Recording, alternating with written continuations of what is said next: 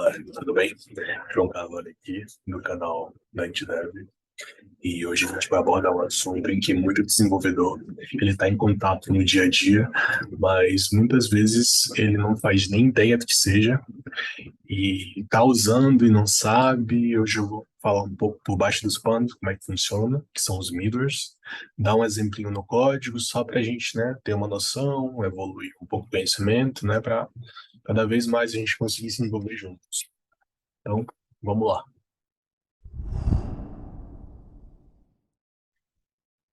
Primeiramente, para a gente entender o conceito de middleware, precisamos relembrar um pouquinho o conceito do modelo cliente-servidor, né, que só é utilizado até hoje em dia. Basicamente, né, para quem não se lembra, eu como usuário, cliente, vou fazer uma request para um servidor através do protocolo HTTP e esse servidor vai me dar uma resposta, né? Que hoje em dia está sendo mais utilizada a questão do JSON, mas previamente se usava muito XML para essa resposta. E acho que muito desenvolvedor está careca de saber disso, né? Que a gente vai lá, por exemplo, dá um GET numa API, um GET em um determinado endpoint, e esse endpoint, digamos, retorna uma lista enumerada de determinada entidade, enfim, só para relembrar um pouquinho disso, né? E agora é que a gente vai entrar mesmo no conceito de como é que o middleware funciona. No momento em que eu, cliente, estou fazendo uma request, no meio do caminho, na minha API, antes de ser processada a resposta, vão ter vários middlewares que vão interceptar essa request e aplicar alguma lógica, como vocês podem ver aqui, né, baseado no que eu, como desenvolvedor, criei, né? O que eu codei para fazer aquilo. E essa lógica pode ser tanto logo na request, né? Por exemplo, uma middleware de cores para verificar se essa request tem autorização para minha API, quanto na response, depois de tudo ser tratado, fazer a query lá no meu banco de dados, tudo mais. Aí eu boto o middleware lá no final, só para tratar a resposta para o usuário, porque a gente tem que sempre deixar a resposta o mais amigável possível para o usuário, né? Eu vou tentar abordar isso mais para frente, né, quando estiver dando o exemplo, mas eu acho que deu para entender o conceito, né?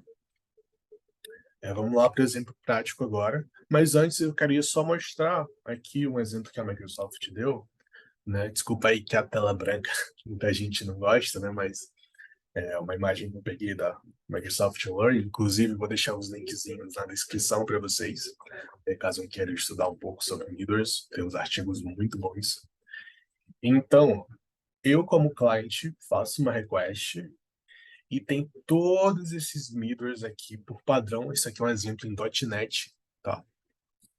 E aí vou passando por tudo isso, né, até chegar no meu endpoint.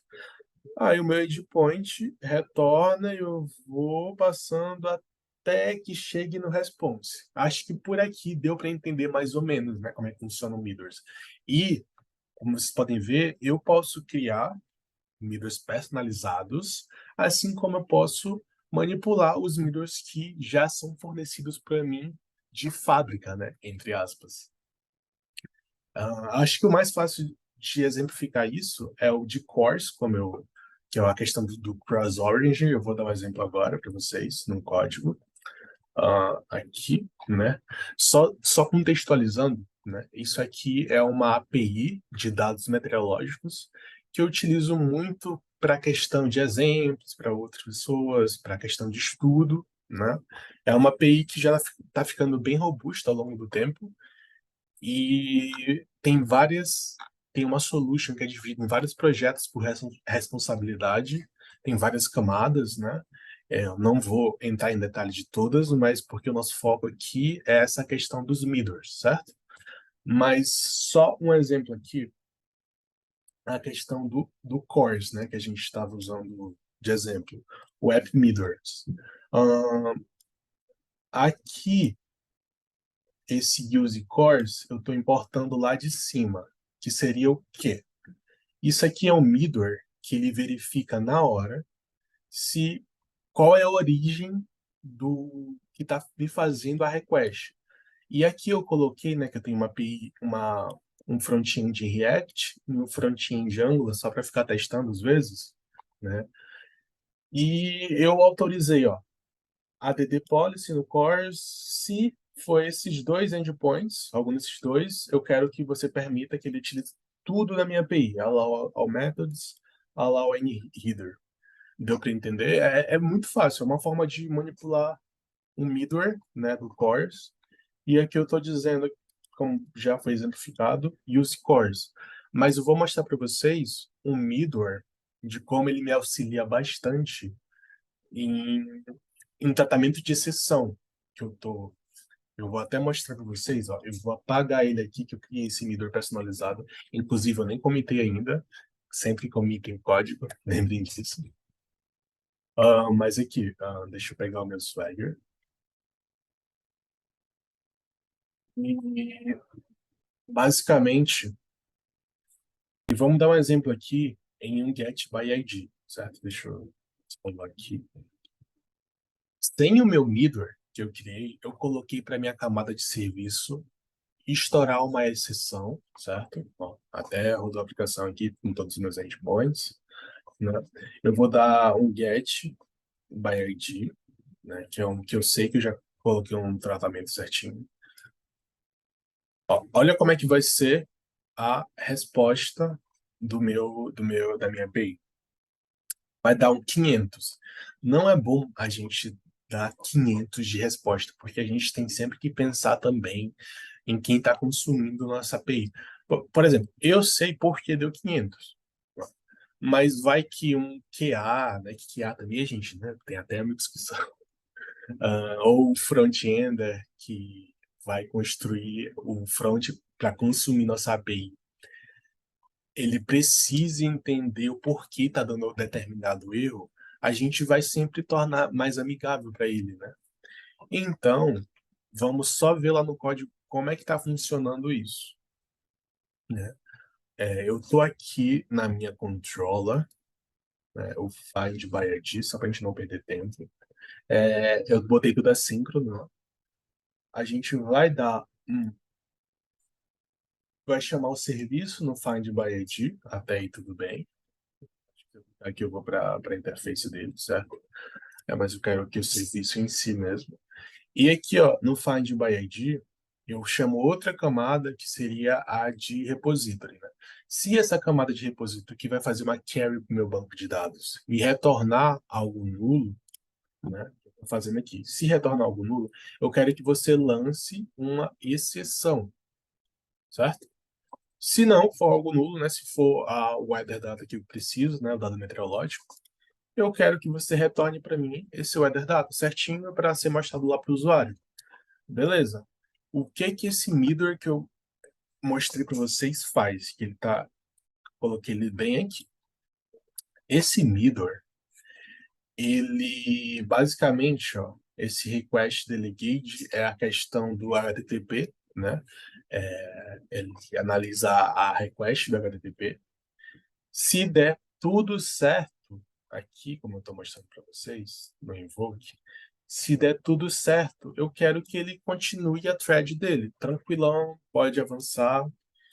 Agora, se deu alguma exception no meio do caminho e essa exception for uma null reference exception, desculpa, eu quero que ele retorne um status code 404. Eu quero que o tipo da minha resposta seja um JSON e eu quero que a mensagem da minha exception, que está aqui, seja mostrada para o usuário. Deu para entender certinho? Ou seja, basicamente, essa minha resposta aqui é uma no reference exception, né? Meu middleware vai conseguir capturar ela e vai dar uma resposta para o usuário, para o front-end, para o QA, QA, bem mais amigável, né? Vamos voltar agora para o middleware aqui, para o application. A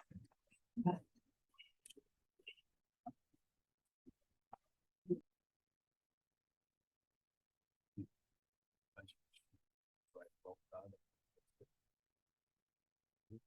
se rodar a aplicação de novo, né? Ah, então, como vocês podem ver, previamente, o erro estava vindo assim, um erro 500, uma exception gigantesca, nada amigável, né, para o nosso usuário. Agora, quando eu for dar esse get by ID, esse ID inexistente, o meu endpoint, o Midor vai interceptar essa request e vai dar uma response manipulada baseada naquilo que eu criei e mostrei para vocês agora há pouco, né? Então, eu vou dar um send e vamos ver qual vai ser a resposta. Erro, weather data not found with this ID. E foi exatamente o que eu tinha digitado lá no meu serviço, né? E eu posso fazer vários tipos de manipulação com esses meters, como eu já mostrei para vocês. Realmente é muito diversificada essa questão de interceptação de meters que a gente tem. E é uma estratégia muito boa para a gente aplicar o Solid, a questão da responsabilidade única, né? Por exemplo, a minha controller, previamente, ela estava fazendo os lançamentos de exception, essas coisas. Agora, eu estou praticamente só fazendo ela para rotear minha aplicação, né? Criar a questão do routing. Ó, por exemplo, aqui, ó, eu não mexi ainda, mas eu estou dizendo para o Notfound ser lançado aqui. Não é muito boa essa abordagem, porque a gente deixa a controller com a responsabilidade de verificação, né? Que seria algo, ao meu ver, né? Que na programação nem tudo é tão preto no branco. Tem várias, dependendo do projeto, várias alterações que a gente pode fazer, mas ao meu ver é melhor a controller não ter tanto código assim e ser só uma request para o serviço e se tiver algum erro no meio do caminho, o serviço mesmo vai tratar esse erro, não a minha controller. Senão eu vou ter que criar testes para minha controller para verificar esses erros e aí a aplicação vai ficando um pouco mais verbosa, né? Com esse middleware, eu deixo só os testes de integração para minha controller e deixo a minha serviço com os testes unitários, né? Para ver se está tudo funcionando certinho. Então, pessoal, basicamente era isso.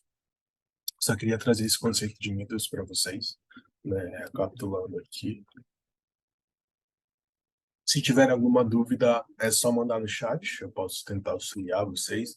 Eu também tenho middleware em Java, só que não sei se vai ficar muito longo o vídeo para mostrar ele, porque já é um middleware um pouco mais complicado. E se quiserem me sigam lá no GitHub, vou deixar tudo aqui embaixo, deixar o link aí também. E é isso, pessoal. Muito obrigado pela atenção. Até a próxima.